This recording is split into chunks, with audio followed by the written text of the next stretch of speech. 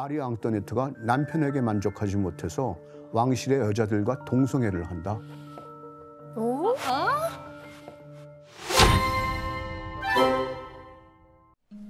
Well, sleep well.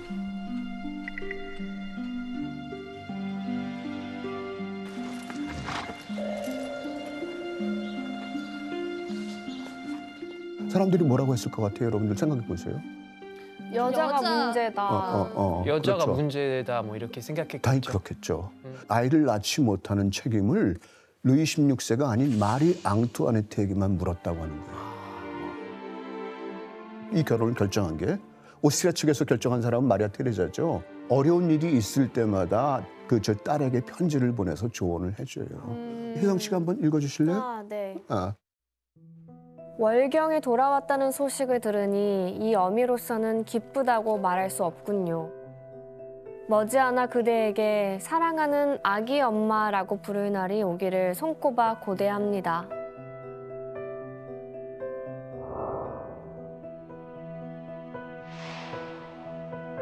두 나라가 같이 동맹을 맺은 이유가 있잖아요. 그 동맹을 공고하게 하려면은 손자를 빨리 낳아야 되는 건데 네가 빨리 엄마가 됐으면 하는 어떤 그런 염원을 담아가지고 지 딸한테 편지를 보내. 아 이게 근데 염원으로 받아들일지 딸 입장에서는 이게 스트레스로 올지는 난 오히려 스트레스 받을 것 같아 선생님. 진짜로. 근데 사실 16세한테 문제가 있는 걸 수도 있잖아요. 루이 16세도 정상적인 부부관계가 좀 불가능했어요. 루이 16세는 성격도 소심했고 그다음에 이제 사냥이라든가 이런 것만 좋아하고 그다음에 자물쇠 만들거나 이렇게 가구 제작하는 거 되게 좋아했어요. 네. 그러니까 그런 데만 관심이 있어요. 이 슈테판 츠바이크라고 하는 그 오스트리아의 유명한 작가, 그 사람이 쓴 그 마리 앙뚜아네트의 전기.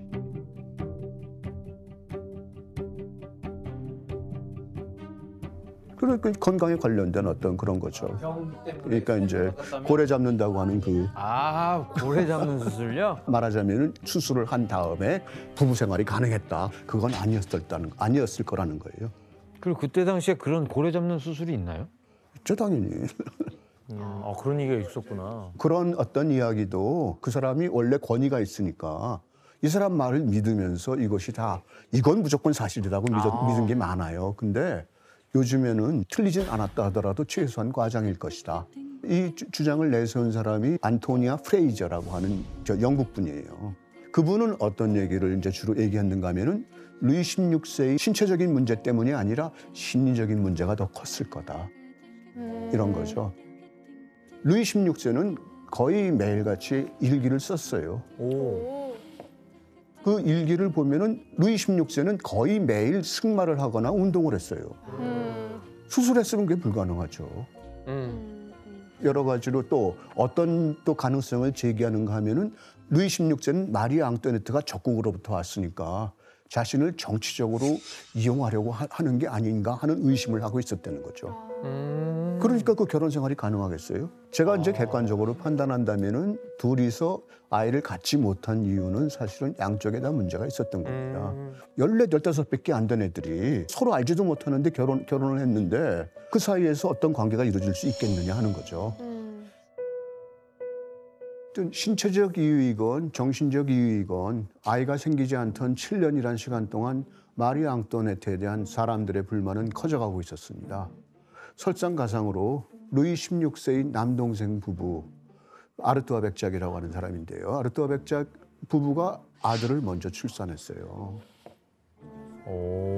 그렇게 되니까 아이가 생기지 않는 마리 앙뚜아네트를 보면서 사람들은 아주 안 좋은 소문까지 만들어냅니다. 그 당시에 파리의 혁명이라고 하는 팜플렛이 있는데 거기 실제 내용을 제가 조금 읽어볼게요.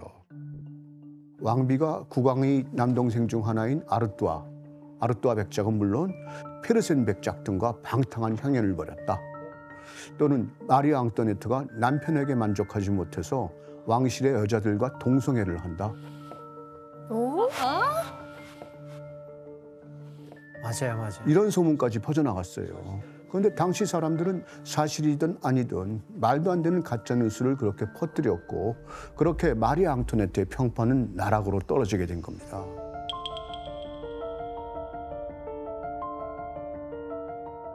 자신을 향한 어떤 시선은 너무나 따갑습니다. 마리 앙토네트는 외롭고 답답함을 느꼈는데 어디서 즐거움을 찾았을까요? 마리 앙토네트는 베르사유 궁의 화려한 생활에 빠지게 됐어요.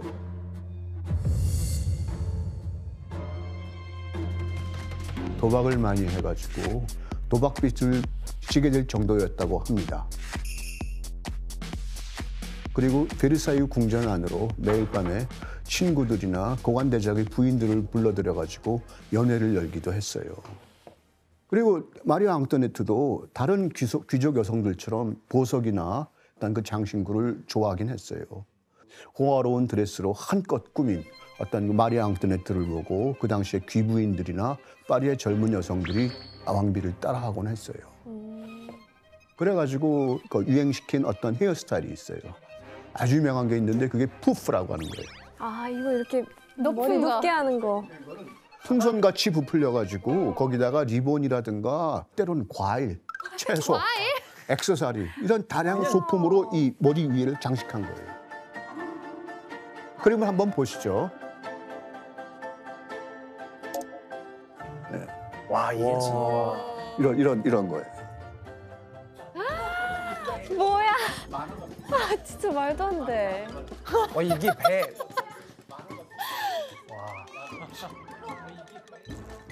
실주도 있었으니까 풍부한 만화였겠죠. 그렇죠? 아니 무게감이 있어서 약간 디스크가 있을 것 같아요. 진짜 무거울 것 같아요. 머리 위로 한 적게는 30cm, 어떨 때는 1m가 넘는 것도 있어요. 아니, 어떻게 저렇게 높고 화려하게 머리를 꾸밀 수 있을까? 그 머리를 하기 위해서는 머리에다가 철사 프레임을 넣어야 되는 거예요. 철사 프레임을 넣고 그다음에 쿠션으로 받침대를 만들어 놓고 그래갖고 머리를 올리는 거예요. 머리를 올려도 근데 올린 머리가 붙어 있어야 되잖아. 붙어 있도록 하기 위해서 필요한 게 있었어요. 그게 뭘까요? 아 퀴즈군요. 왕실에 유행했던 푸프 머리를 하기 위해서 귀족들은 이것을 뿌려가지고 머리카락을 고정했습니다. 머리 고정은 물론 귀족들이 화장에도 많이 사용되었던 이것은 무엇일까요?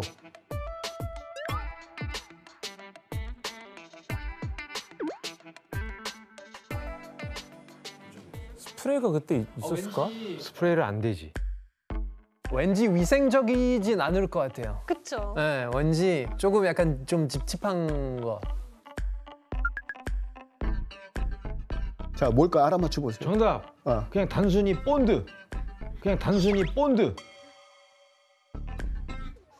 땡. 너무 외면하신. 네. 정답. 계란 흰자 이런 거? 땡. 정답. 꿀? 땡 틀렸습니다. 식품인가요, 교수님? 식품인가요? 식품류죠. 아, 뭐 아, 밀가루. 밀가루? 밀가루. 정답입니다. 진짜요? 밀가루. 정답입니다. 밀가루? 밀가루. 어떻게 밀가루를 붙여요? 밀가루? 밀가루 자체가 이제 물이랑 섞이면은 점액성이 생기죠. 옛날에 귀족들이 얼굴을 하얗게 만들잖아요. 그거 밀가루 바른 거예요. 맞아요. 그건 들었어요. 그러니까 그 당시 평민들은 이런 거 자체가 얼마나 꼴사납겠어요. 귀족들이 저런 데다가 밀가루를 너무 많이 써서 프랑스에 빵이 부족하다라는 어떤 농담까지 생길 정도였어요. 근데 그걸 다 마리 앙뚜아네트가 한 게 아니잖아요. 아니죠. 푸프를 먼저 했던 사람은 마리 앙뚜아네트가 아니에요. 아니에요 또. 그러니까 다른 사람들이 먼저 했는데도 그거에서는 비난이 안 따르지만 마리 앙뚜아네트가 했을 때는 이제 그냥 비난을 한 거예요. 그냥 욕바지네요 거의. 그렇죠. 이런 종류의 또 악소문이 또 이제 돌게 됐던 겁니다. 아니, 그리고 또 마리 앙뚜아네트가 미움받게 된 사건이 또 있었다면서요, 파비앙 씨? 그 마리 앙투아네트가 사실 그 수많은 유언비어 주인공이 됐잖아요. 뭐 아까 언급하셨다시피 그 나중에 이제 그 다이아몬드 그 목걸이 사건이 있어요. 그 당시에 유럽에 있는 가장 화려하고 가장 훌륭한 다이아몬드를 이제 몇백 개를 이제 모아서 목걸이를 만들어요. 가격이 어마어마했겠죠.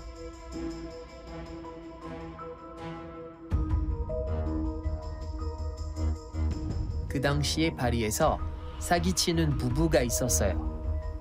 라보트 백작 부부인데요. 그 둘이 왕비의 측근이라고 사칭해서 추기경에게 먹거리를 선물하자고 사기친 후에 보석성에게 먹거리를 받아서 사라졌어요.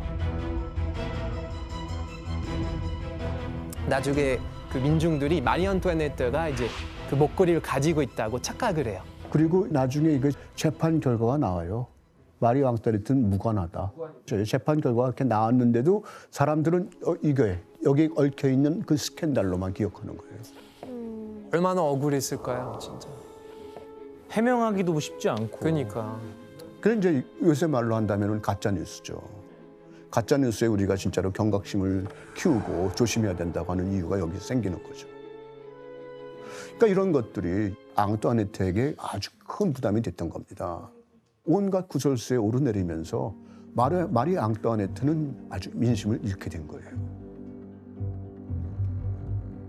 그런데 그 당시에 상황을 바꿔놓을, 역전시킬 만한 어떤 그런 일이 일어났어요.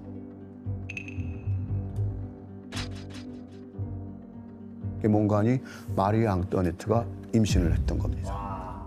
임신을 했던 겁니다. 드디어. 와.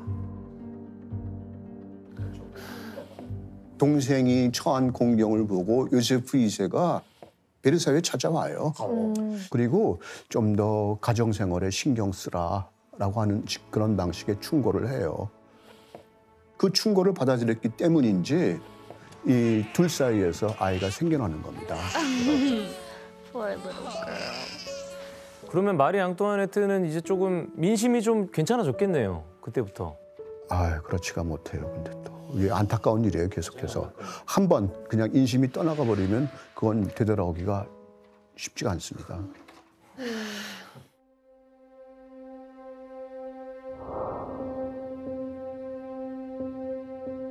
여러 가지로 마리 앙투아네트는 이미지 개선을 위해서 노력을 했거든요. 그러니까 이제 마리 앙투아네트는 이제 예술과 과학 같은 것들을 학문을 후원하고 그랬거든요. 여러분들 1782년 12월에 몽골 피해 형제라고 들어봤죠? 네. 처음으로 열기구를 띄웠던 사람. 몽골시아. 마리 앙투아네트가 그걸 후원했고 열기구를 띄우는 그 자리에 마리 앙투아네트가 직접 참관을 했었어요. 그리고 마리 앙투아네트는 음악에도 조예가 깊어가지고 앙투아네트가 모차르트랑 만났다는 그 얘기도 있죠. 어렸을 적에.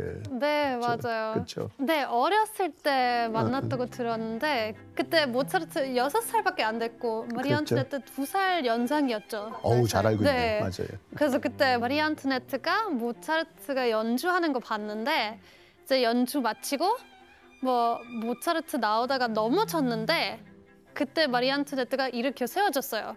그래서 그 순간에 모차르트가 한눈에 반했대요. 그래서 그때 모차르트가 공주님 저랑 결혼해 주시겠어요? 라며 정혼했다고 들었어요. 6살짜리가 6살. 모차르트는 진짜 빨랐다 걔는.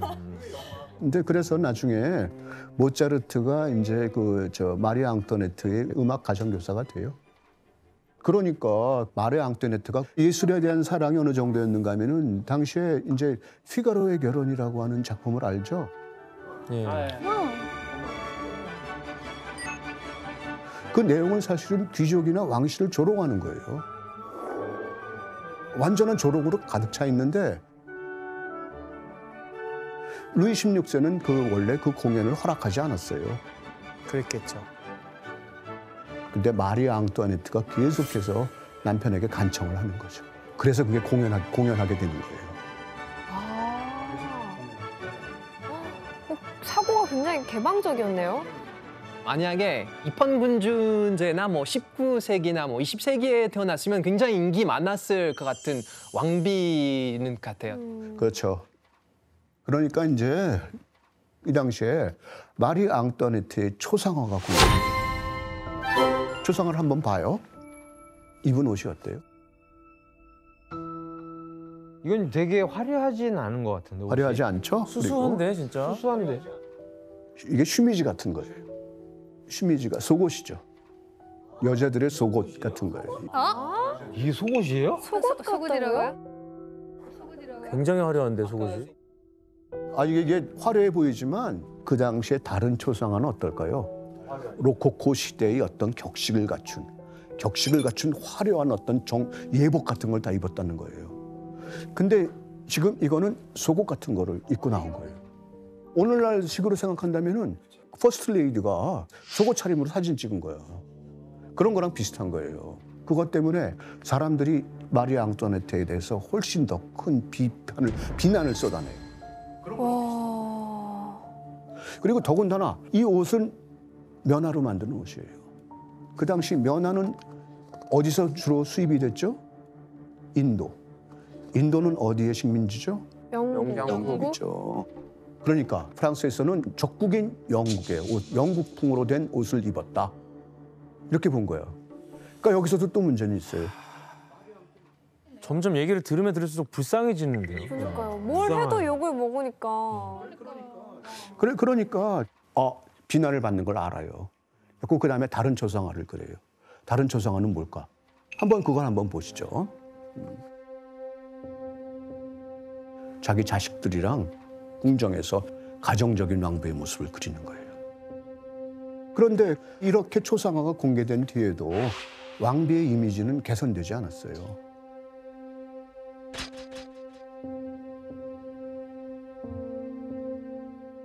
그러니까 이제 마리 앙뚜아네트가 이런 노력을 했지만